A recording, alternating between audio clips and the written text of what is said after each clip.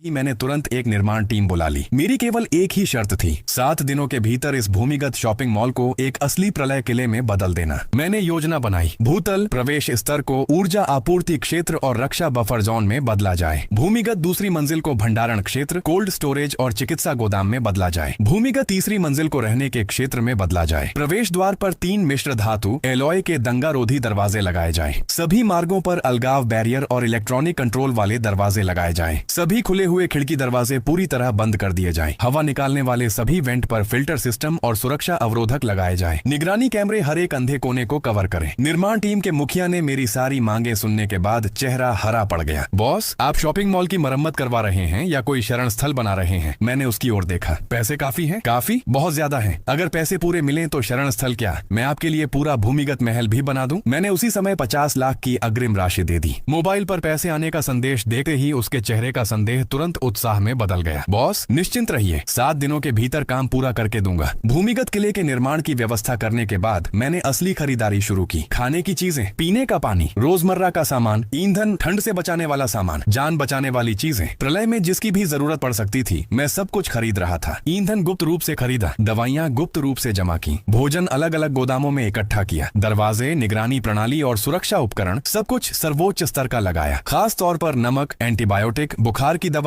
और कीटाणुनाशक सामग्री। 7 दिन बाद नमक का एक छोटा पैकेट भी अनगिनत लोगों को लड़ने पर मजबूर कर देगा। एंटीबायोटिक की एक डिब्बी प्रलय में दूसरी जिंदगी के बराबर होगी। मैंने सुपरमार्केट के रद्द किए गए ऑर्डरों का जमे हुए मांस का बड़ा स्टॉक खरीद लिया। बीफ, मेमने की पसलियां, चिकन लेग, झींगे और तरह तरह के फ्रोजन फूड, सभी के पास वैध प्रमाण थे। बस ऑर्डर रद्द होने की वजह से वे कोल्ड स्टोरेज में जगह घेर रहे थे। प्रभारी ने देखा कि मैं एक ही बार में 20 ट्रकों का माल खरीद रहा हूँ तो उसकी आंखें चमक उठी। भाई, क्या आप सचमुच यह सब खरीद रहे हैं? हाँ, इतना सारा सामान, आपके पास इसे रखने की जगह है? मैंने सिर हिलाया। कोल्ड स्टोरेज पहले से तैयार है। उसे क्या पता था, उसके लिए यह केवल स्टॉक खाली करना था, लेकिन मेरे लिए यह आने वाले कई वर्षों की जिंदगी थी। बर्फ गिरने के बाद शहर की बिजली चली जाएगी, सुपरमार्केट लूट लिए जाएंगे, सारी लॉजिस्टिक व्यवस्था पूरी तरह ठप हो जाएगी। उस समय आधा किलो जमे हुए मांस के लिए भी लोग जान देने को तैयार होंगे। रात 8 बजे 20 रेफ्रिजरेटेड ट्रक एक एक करके भूमिगत शॉपिंग मॉल में पहुंचे। बीफ, मेमने की पसलियां, चिकन लेग, झींगे और फ्रोजन फूड के डिब्बे लगातार कोल्ड स्टोरेज में पहुंचाए जाने लगे। निर्माण टीम के लोग यह सब देखकर दंग रह गए। टीम लीडर खुद को रोक नहीं पाया और बोला, बॉस, क्या आप कोई बड़ा सुपरमार्केट खोलने वाले हैं? मैंने हल्की मुस्कान के साथ कहा, प्रलय के बाद कोल्ड स्टोरेज सबसे ज्यादा लूटे जाने वाली जगह बनेगा और मेरे पैरों के नीचे बना यह भूमिगत किला पूरे शहर की सबसे सुरक्षित जगह होगा। अगले कुछ दिनों में पहले का ठंडा और सीलन भरा भूमिगत शॉपिंग मॉल पूरी तरह बदल गया। ऊर्जा क्षेत्र, भंडारण क्षेत्र, चिकित्सा क्षेत्र और रहने का क्षेत्र पूरी तरह अलग अलग तैयार हो गए।